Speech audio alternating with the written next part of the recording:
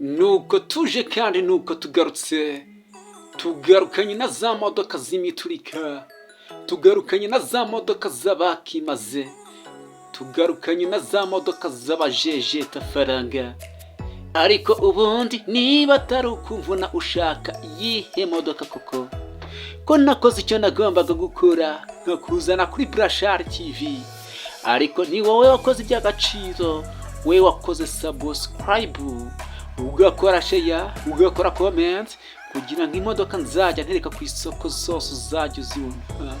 Aka ni ka kazi k'umuturika dufite muri uyu mwaka.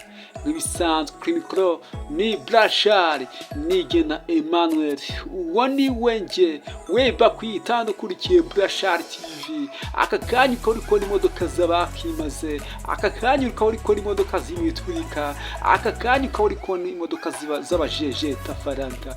Ariko ubundi niba atari ukumvuna ushaka yihe modoka kuko, ko nakoze icyo nagombaga gukora nkakuzana kuri BURASHARI TV.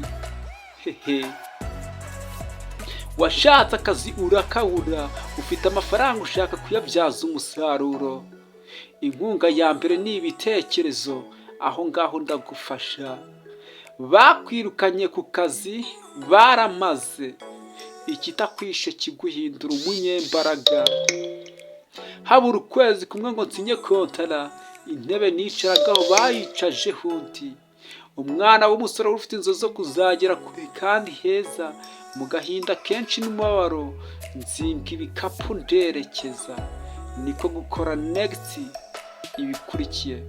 BURASHARI TV, BURASHARI Special Technician, sosiyete icuruza imodoka biri ku rwego rwo hejuru, kwamamaza biri ku rwego rwo hejuru. Ndagushimiye, ndatekereza ko umeze neza kandi uri amahoro. Ndagushimiye wowe ukurikiye BURASHARI TV, wowe wakoze subscribe, uri inshuti magara. Imana izaguha umugisha, icyo umutima ushaka kizabe nk'uko ushaka. Niba utarashaka uwo ushaka muzabane neza. Nawe niba ukijya kuri BURASHARI TV akaba ari ubwa mbere, ikintu ugomba gukora ni ugukora subscribe, ugakora share, ugakora comment, kugira ngo imodoka nzajya ntereka ku isoko zose uzajya uzibona. Ibisanzwe kuri mikoro ni BURASHARI, nigena Emmanuel. Uwo ni wenjye weba kwitanda uri kubona aka kamodoka keza cyane, yiba yita Toyota Yaris, twatumodoka tutamwa rwose twiza cyane. Ku mafaranga miliyoni 6 turabasha ko wayegukana. Reba imodoka badi, debi modoka, dorutu modoka, miliyoni 6 turabasha kwegukana iyo Toyota Yaris. Izi ngizi ni za modoka zitamwa, ushobora gushyiramo litiro imwe ukirirwa wizengurukira umujyi wa Kigali.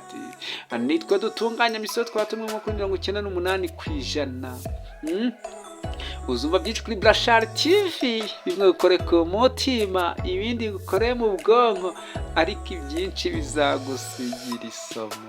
Duhamagare kuri 0788 niba ufite imodoka ugurisha cyangwa ukaba ushaka kugura imodoka nziza y'agatangaza ku giciro kiri hasi cyane, aho ngaho ndagufasha. Iyi ni BURASHARI TV iragufasha.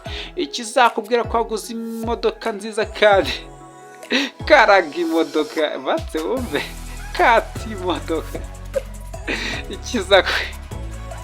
Ariko ibera kuri BURASHARI TV nta handi hantu nzayibona, nta handi hantu ndayibona. Iyi bayita picnic, nayo ntabwo ari picnic, nayo Banza. Iyi ngiyi yo, iyi Corolla yo irashaka amafaranga miliyoni 7. No kuvuga miliyoni 7 yo urabasha kwayukana. Ndaguha Artis automatic ku mafaranga miliyoni 7,200. Ndaguha hatchback ku mafaranga miliyoni 6,500. Ndaguha lava shot ku mafaranga miliyoni 3,500. Ndaguha gikumi y'Uburayi ku mafaranga miliyoni 3,500. Ndaguha viti ku mafaranga miliyoni 3,500. Tekereza imodoka zikoresha 3,500, nawe ukajya ukavuga ngo nashatse imodoka yo kugura ndayibona, ukajyaho rwose ukikoza hirya hino ngo nashatse imodoka yo kugura ndayibona. Ni gute uvuga ngo washatse imodoka kugura kuyibura?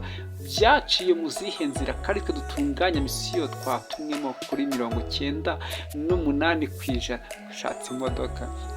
Ikizakubwira ko waguze imodoka nziza kandi nuko igihe uzakira iyo waguriye imodoka kuri BURASHARI TV umutima wawe wumva utuje, ukumva uratuje neza ukavuga ati byibuze nguze ikintu kizima.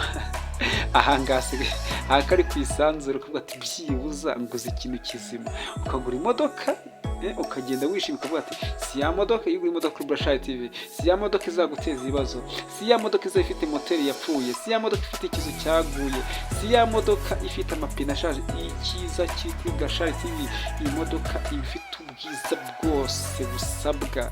Kari akenshi ziba zikiri nshyashya ndepa, iyi bayita sonata, yirebe neza uyitegeye, uraruje uyirebe bayita sonata, nijya cyane nshyashya nta no bwirambura plaque.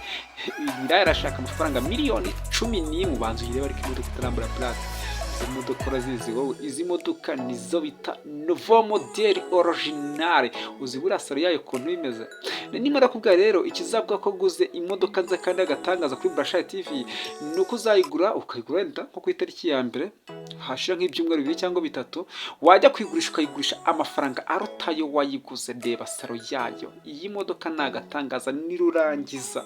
Ahanga tuguhera ku kiranguzo kuri BURASHARI TV rero nta kigoye kirimo. Ese ubundi koko uri umuburashari ko umuburashari ntabwo ari ibintu bigoye. Goye kora subscribe, ukora share, ukore comment, hanyuma uri tugendane mu isi hazaza n'ikoranabuhanga kuri BURASHARI TV. Urabizi uzaba hageze se ngo bazahava gute se wava ukajya hehe? Ahanga ukajya kuvuga ngo ndacyari umwana ngo sindabona ubushobozi bwo kuri imodoka gute se? Ku bintu byoroshye, ibintu byaje koroshya. Ibintu byaje koroshya, byaje gukimuka. Byaje gukemuka mana isi nijoro. Bebe imodoka koko, de imodoka ishaka amafaranga miliyoni 11, guhera ku mafaranga miliyoni 1 y'amanyarwanda kuzamuka kuri BURASHARI TV ndaguhereza imodoka y'umuturike izahora mu ntekerezo zawe. Navuga ngo nta gicucu gitunga miliyoni. Kandi ikindi rero nuza kugura imodoka kuri BURASHARI TV nzagufasha nk'uwifasha, ngufasha umuvandimwe we, ngufasha nk'ufasha inshuti ye magara. Ibaze ntuzigera wicuza cyangwa bare ko wagura imodoka kuri BURASHARI TV byaciye mu zihe nzira. Ahanga bayita BURASHARI TV. Ese koko ndabasha bishyira muri comment mbibonera aho ngaho.